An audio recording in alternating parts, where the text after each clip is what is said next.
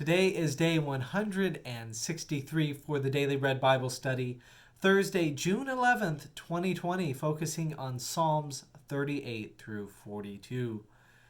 We have a bunch of emotions here from the Psalms, and we will start off with the one of feeling faint. Here in Psalm 38, verse 10, a psalm of David, King David says, "My heart throbs, my strength fails me. As for the light of my eyes, it also has gone from me."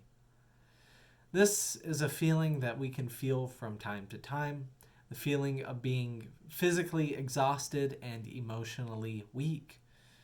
We can have life just take a lot from us, and by pushing really hard or by just experiencing circumstances we don't want to be in, life can just deflate us. And so that sticks to me here with King David and just the feeling of feeling deflated.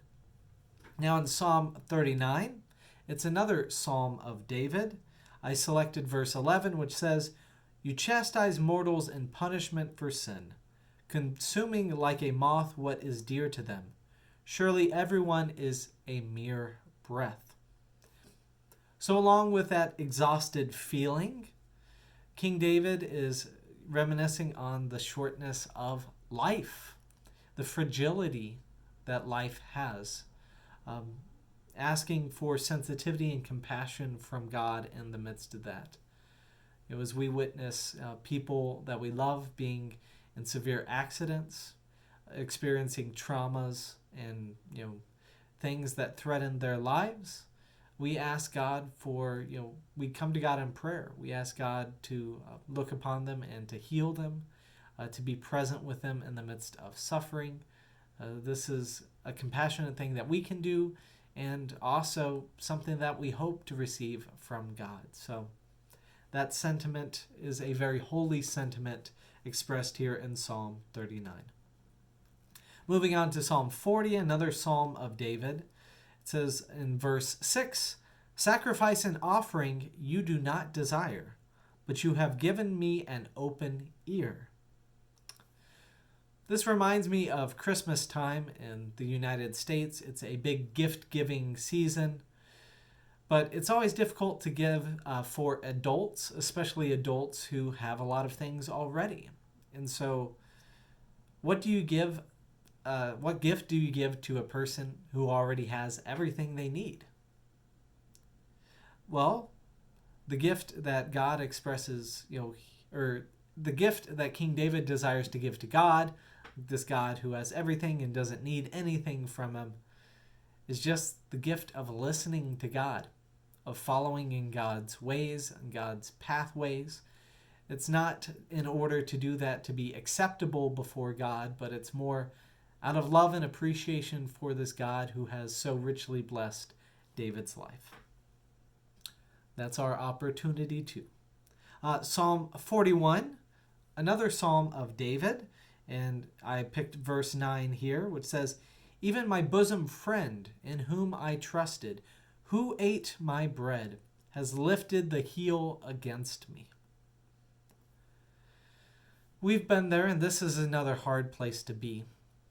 When you have people who you think are your friends, and you try and be hospitable and kind, and then you find out later that they actually didn't care much for that relationship with you and disregarded it, and in fact, even worse, tried to plot your own demise or harm your reputation. And that's tough because we had trusted and expected people to be dependable, people to be there and be on our side. We had joyful memories, connected with these individuals, and yet part of that relationship was a lie, which makes us think about those good times and wonder if those good times were just fake and a lie as well too. And so if you're feeling that, if you feel betrayed by friends, this is a great psalm for you, and one that also encourages us really to put our trust in the only one who is really faithful, in God. As a Christian as well too, my imagery comes to, the betrayal of somebody I care about, which is Jesus. Judas Iscariot, betrays Jesus for 30 coins.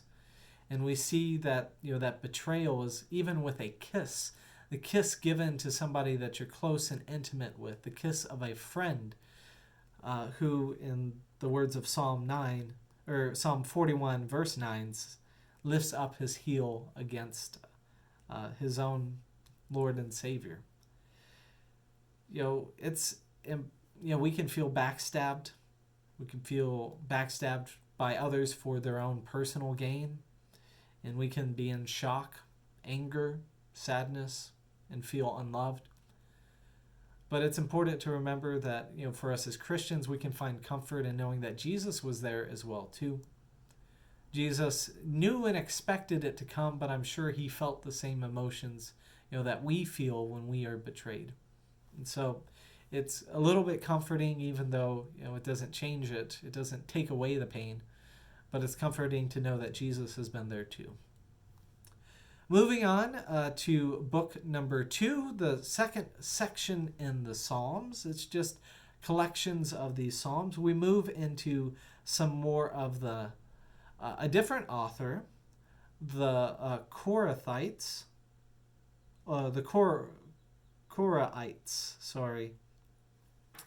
These Korahites, the sons of Korah, in charge with, being the tribe of Levi, especially the tribe in which, the sons of Korah and the priest, the high priest, are connected with.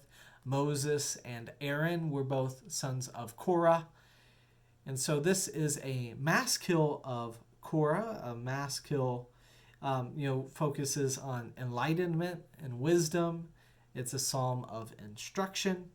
And then this one is specifically said, I'm picking verses 1 and 2, saying, "As a deer longs for flowing streams, so my soul longs for you, O God.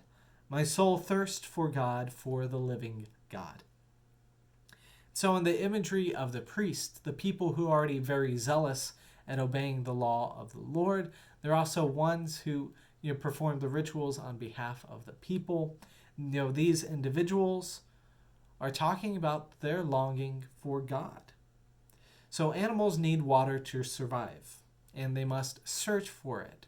And especially when conditions are dry, animals have to be a little bit bolder, right? I remember getting to see some deer coming out and getting to graze there, especially around evening time, and watching them come out around the countryside in Texas. Then also realizing too that a deer would come into strange places. They come into neighborhoods, right, subdivisions as well too, especially looking for water when it was scarce, and a lot of the riverbeds were dried up at that time. So I think that's showing our desperation as well too, is that when we are spiritually thirsty for God, we go to greater lengths. We're slightly more frantic. We're more willing to be bold and to go in search of this life-giving and life-sustaining presence of God that we can feel absent from at times. So may you, whenever you are searching, when at the beginning of the Psalms that we did for today, when you feel down and you feel low, may God, that searching that you have for God and that faintness of heart be refreshed, and may you find God to be a God of love, God of forgiveness, and a God of providing.